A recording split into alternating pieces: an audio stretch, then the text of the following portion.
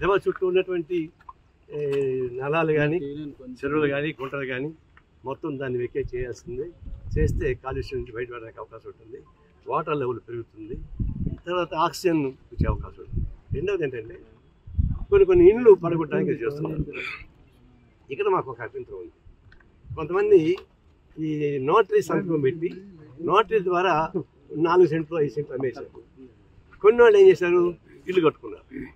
ఇల్లు కట్టుకుంటే ఇప్పుడు ఆ నోటరీ వాడు పోయాడు, ఆ భూమి గవర్నమెంట్ది, ఎవరు కట్టుకున్నారు, ఇప్పుడు పోయి దాన్ని కొట్టేయడానికి ప్రయత్నిస్తున్నారు. అట్లా కొట్టేది కూడా మేము చెప్పేది ఏంటంటే అట్లా ఆక్యుపై చేసిన వాళ్ళకంటే ఆక్యుపై చేసిన కాదు, మధ్య తరగతి పేదవాడు కానీ ఇల్లు కట్టుకుంటే వాళ్ళకి ప్రత్యామ్నాయంగా స్థలం చూపించనే కట్టండి, లేదా అది గుంటలు పరమలు కాకపోతే వాళ్ళకి రెగ్యులైజ్ చేసి డబ్బులు వసూలు తీసుకోండి. అంతేగాని కొట్టేస్తే నేషనల్ వేసేది అవుతుంది. అందుకే అట్లాంటి మధ్యతరగతి పేదవాళ్ళకి సంబంధించి అన్యాయం జరగకుండా ప్రత్యామ్నాయం వేయండి, లేదా వాళ్ళకి రెగ్యులైజ్ చేసి వాళ్ళకి 50% 60% డబ్బులు ఎక్స్ట్రా చేసి కట్టుకోండి. అటువంటి 2 రకాలు చూడాలి. ఖాళీ చేయించడం ఖాయం, దానికి కమ్యూనిస్ట్ పార్టీ సపోర్ట్ చేస్తుంది.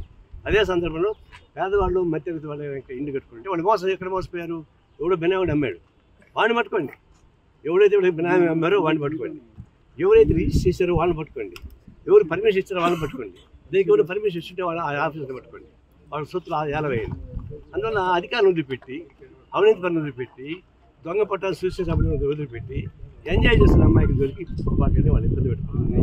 కోరుతున్నాం, ఇది కొనసాగించమని కోరుతున్నాం. ఈ కొనసాగడం మన వెనకలాగా వస్తే మంచిది కాదు. భూమి మీద సవాలు చేస్తున్నారు, మధ్య దిగితే మాత్రం మింగేస్తుంది, దిక్కుని పోతే అడవికి తీసుకెళ్తాం, అది మనుషులకు తీసుకెళ్తారు, జనాలకు తీసుకెళ్తారు. రేవంత్ రెడ్డి జనంలోకి పోతాడు, మధ్య దిగితే పుల్లు ఉంటాయి. ఆయన అదే కొనసాగిస్తే జనంలోకి వెళ్తాడు, జనం మిమ్మల్ని కాపాడుతారు. కమ్యూనిస్ట్ పార్టీ మీరు సపోర్ట్ చేస్తుంది. ఇలాంటి దుశ్చర్యలు పాల్పడిన వాళ్ళకందరికీ తగిన గుణపాఠం అని చెప్పేసి నేను ఎవరు చెరువులు గుంటలు ప్రభుత్వ భూములు పెద్ద వాళ్ళే కబ్జాలు చేసుకొని అనుభవిస్తూ ఉన్నారు. మేము గత 10-15 ఏళ్ళుగా అన్ని ప్రాంతాలకు పోయి చూస్తున్నాం. ఎక్కడైనా పేదవాళ్ళు ఈ ప్రభుత్వ భూములు గుర్తు చేసుకుంటే మాత్రం అందరూ ఎగబడి ఒంటికాపీ వస్తారు. కానీ ఈ గుంటపురం భూములు, చెరువు, ట్యాంకు ఇవంతా ఉండే వాళ్ళు బిల్డింగ్లు కట్టుకున్నారు. కొన్ని చోట్ల ఇంజనీరింగ్ కాలేజీ కట్టుకున్నారు, కొన్ని చోట్ల ఫంక్షన్ హాల్స్ కట్టుకున్నారు. వాళ్ళు విలాసవంతమైన జీవితాలు కనిపిస్తూ ఉన్నారు. వాటిపైన మేము ఎన్నో రోజులు ఆందోళన చేశాం. ప్రభుత్వం పరిశీలన పెట్టింది. ఇప్పుడు ఎందుకైనా మంచిది, రేవంత్ రెడ్డి ముఖ్యమంత్రి అయిన తర్వాత ఈ కుంటలు చెరువులు మొత్తం కూడా ఖాళీ చేయించడానికి ఒక సంస్థ ఏర్పాటు చేశాడు, హైడ్రా సంస్థ ఏర్పాటు చేశాడు. సక్సెస్ చూద్దామని నేను అనుకున్నాం. కానీ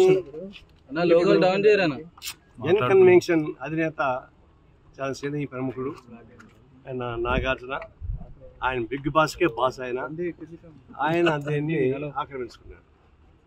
సరే ఏదో 1 ఎకరం 2 ఎకరాలు చేసి ఉండొచ్చు, దాన్ని ఉపయోగించుకొని ఈ చెరువుని ఆక్రమించేసాడు. అది చూడండి, మామూలుగా FTL నుంచి 100 మీటర్స్ తర్వాత బఫర్ జోన్ తర్వాతనే అన్ని కట్టుకునే అవకాశం ఉంటుంది. ఇక్కడ బఫర్ జోన్ కాదు, FTL కన్నా ముందే వచ్చేసింది. ఇంత అక్రమంగా చేస్తున్నాడు. రోజుకి దాదాపుగా ఒక 50-60 లక్షల రూపాయలు దీనిలో వస్తుంది, కోట్లు ఉండొచ్చు. టీఆర్ఎస్ గవర్నమెంట్ రాకముందుగా ఈ ఆంధ్రవాళ్ళని మొత్తం ఆక్యుపై చేసుకుంటాం, ఎన్కౌంటర్ చేస్తామని చెప్పారు. టీఆర్ఎస్ గవర్నమెంట్కి వచ్చి అటు బొస్స కొట్టింది. రాత్రి ఏమైందో కానీ మొత్తం సైలెంట్ అయిపోయింది. అప్పటి నుంచి హాయిగా నడిపించుకుంటున్నాం. మళ్ళీ రేవంత్ రెడ్డి వచ్చి దీని మీద పనిచేశాడు, కూల్చేశాడు. మనం స్వాగతిస్తున్నాం. ఇది మరీ అన్యాయమైనటువంటి దురాకంతో కూడుకున్నటువంటి పబ్లిక్ ప్రాపర్టీ డ్యూటీ చేసినటువంటి సంస్థగా మారింది. దీన్ని కూల్చేయడం మంచిదే. ఆయన పాపులర్ సినిమా యాక్టర్ కావచ్చు, పాపులర్ సినిమా యాక్టర్ ఆయనకు చాలా డబ్బులు ఉన్నాయి, సినిమాలు యాక్ట్ చేసి ఇంకా డబ్బులు వస్తాయి. అందులో బిగ్ బాస్ యాక్ట్ చేస్తున్నాడు. బిగ్ బాస్ చాలా డబ్బులు, ఇదంతా ఒక లెక్క కాదు. ఇట్లాంటి 10 పోయినా బిగ్ బాస్ డబ్బులు వచ్చేస్తారు. ఎందుకు అంత కక్కుర్తి ఎందుకని? అదేమంటే FTL లోపల కానీ ఉంటే నేనే కూర్చేస్తాను పగలగలుగుతున్నాను. ఆ సినిమా డైలాగ్ పలుకోండి. ఒకటే కూర్చొని 100 మంది కొట్టేస్తానంటే కొట్టేస్తుంటారు, వాళ్ళు పడిపోతుంటారు పాపం. అది సినిమా డైలాగ్ అనుకుంటారు. నేను డైట్ ఇక్కడే ఉన్నా, చెరువు ఇక్కడే ఉంది, నా చేతికి అందే చెరువు ఉంది. మరి ఇక్కడ చెప్పండి చూద్దాం. ఎందుకంటే బొకాయిస్తారు. ఇది కరెక్ట్ కాదు. దీన్ని ఆయన క్షమాపణ చెప్పాలి. ఇంకా ఆయన కాంపన్సేషన్ కట్టాలి. ఎన్నేళ్ళు దీన్ని అనుభవించాడు, రోజుకి ఎంత వచ్చిందో లెక్కేసి ఆ డబ్బులు మొత్తం ఆయన దగ్గర కక్కించాలి. ఆ కక్కించి పేదవాళ్ళకి ఇల్లు కట్టించండి ఆ డబ్బులతో. ఇంకేం పర్వాలేదు. ఇది దీంతో పాటు ఇంకా టౌన్లో సిటీలు చాలా వస్తున్నాయి. ఇప్పుడు మల్లారెడ్డి చాలా భూ మాఫియా, ఆయన చెరువులు ఆక్రమి ఇదని చెరువు సగం కనిపిస్తూ ఉంది. చెరువు కనపడి కూడా మొత్తం ఆక్రమించి ఇంజనీరింగ్ కాలేజీ కట్టేశాడు. అట్లా ఇంకొక పల్లా రాజేశ్వరరెడ్డి ఆయన అట్లాగే చేశాడు. అంటే ఎంత అంటే చాలా ప్రతివత్తంగా మాట్లాడుతున్నారు. మేమేమి తప్పే చేయలేదు, తప్పంతా గవర్నమెంటే చేస్తామని చెప్తున్నారు. వాళ్ళేమో చెరువులు ఇల్లు కట్టుకున్నారు, వ్యాపార సంస్థ పెట్టుకున్నారు, కాలేజీ పెట్టుకున్నారు, ఫంక్షన్ హాల్స్ పెట్టుకున్నారు. మేము చాలా శుద్ధ హరిచంద్రని చెప్పి చెప్తూ ఉంటాం. ఇది ఎట్లా మాట నాకు అర్థం కాదు. దీన్ని మేము పొలిటిలైజ్ చేయదలుచుకోలే, వాళ్ళు పొలిటిలైజ్ చేస్తున్నారు, మేము పొలిటిలైజ్ చేయదలుచుకోలే. వాస్తవానికి హైదరాబాద్ చుట్టుపక్కలటువంటివి మొత్తం తీసేసి తప్ప సాధ్యం కాదు. ఒకటి. రెండవది ఏంటంటే ఇప్పుడు వికారాబాద్ నుంచి ఇబ్రహీంపట్నం దాకా నాలా ఉంది, ఫిరంగి నాలా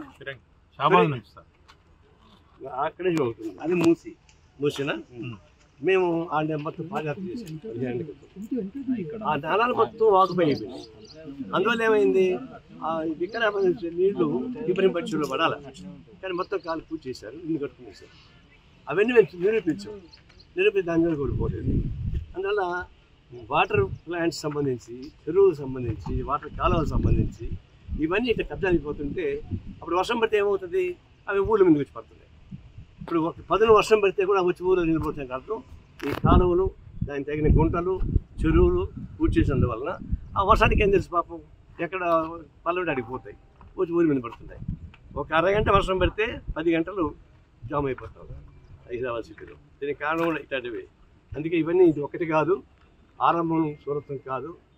హైదరాబాద్ ఇట్లాంటివన్నీ కూడా మొత్తం ఖాళీ చేయించమని, అట్లా ఖాళీ చేయిస్తే కమ్యూనిస్ట్ పార్టీగా మేము సపోర్ట్ చేస్తామని చెప్తున్నాం. అసలైన తొలి వెలుగు. ఫాలో వాట్సాప్ @తొలి వెలుగు official.